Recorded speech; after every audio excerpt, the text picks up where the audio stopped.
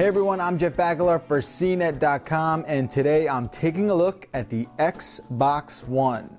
It's a little bigger than the PlayStation 4, and it's not as pretty looking, but nevertheless, it only comes in one version like the PS4, and that's the 500GB model for $500, which is $100 more than the PlayStation 4. So what are you getting for that extra money? Well, you get the new version of Kinect, which allows you to control your Xbox with your voice and motion gestures. You can use your Kinect to control your cable or satellite TV box, and because it has an HDMI in and out, it can pass through your TV signal and let you watch TV and play games at the same time. Okay, so how does all of that work? Well, not really perfectly at all. First, Kinect can't do much with using your DVR. So if you record a lot of shows on the fly, you'll need to keep your original remote handy.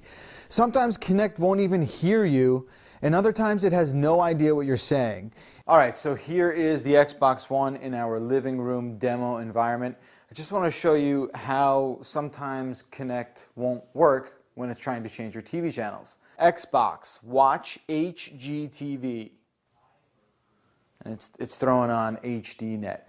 Now when it works, it's pretty cool, it's nice, but it's just not that reliable. You'll probably wind up using your cable or satellite box remote more often than not. Okay, so the games. Xbox One games look great, and they look a lot like PlayStation 4 games. There's an 8-core CPU and a custom graphics chip inside as well, and it's got 8 GB of DDR3 RAM. Alright, now here is the Xbox One controller. It's not as big of a change compared to what Sony did with the DualShock 4, and it's not actually as comfortable as it was to grip the original Xbox 360 controller. Now the start and back buttons are now called the view and menu buttons, and they also moved the guide button up to the top, and that's now called the home button. Up front there's actually IR ports that communicate with Kinect and can actually log you in using your face and which controller you're holding.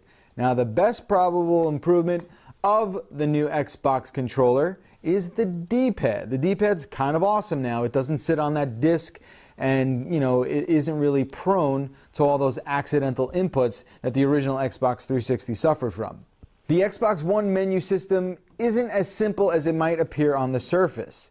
There's too many confusing sections, and a lot of times you don't really know where you've ended up within the menu system. The best way I can describe it is kind of like menu inception, because you'll start somewhere and then you're not sure how you got there, and then when you back out to the home screen, you don't know how to get back. It'll all take a lot of time for you to get used to, unfortunately, more so than any video game operating system I've ever come across. Now, the social and sharing elements on the Xbox One are not as fleshed out as they are on the PS4. Right now, you can only record video and upload the video using a built-in app called the Upload app. It's also kind of disappointing that Xbox Live Gold is still required to do even the most basic features on Xbox One. The same features that are free to do on a PlayStation 4. Now get this, you still need Xbox Live Gold to do things like stream Netflix, use some of the game DVR features, and even use Skype. So here you are paying $100 more than a PS4, and you pretty much have to be a Gold member to enjoy a lot of the luxuries.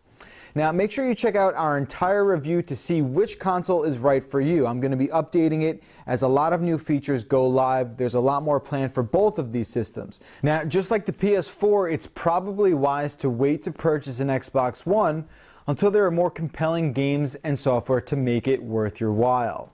That's going to do it for me. This has been the Xbox One. For CNET.com, I'm Jeff Bakalar.